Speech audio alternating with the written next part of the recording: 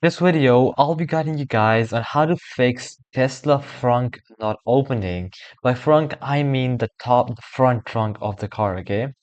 So let's get started. Now, first of all, you can head over to the owner manual's website.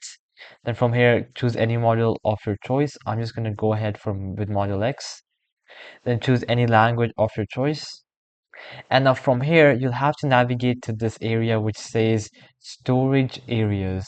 So just go ahead and click on the arrow to open the drop down. From here, you'll see this option of front trunk. So now once you've opened this, you can obviously go ahead and give this page a read.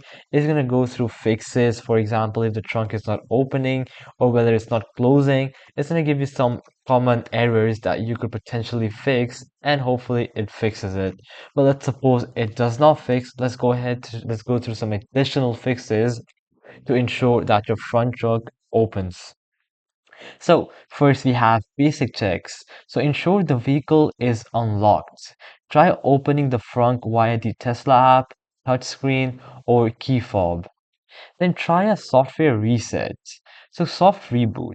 Hold both steering wheel buttons under the screen until the screen resets. You could also go ahead and do power cycle. So go to controls, safety, power off, then wait 2 minutes and then press the brake to restart. You could also try a manual release if it's still stuck.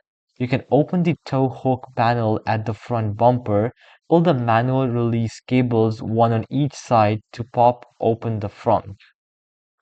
So that's basically it on the most common fixes, and I hope that this video has helped you out, and I'll be seeing you guys next time. Peace out.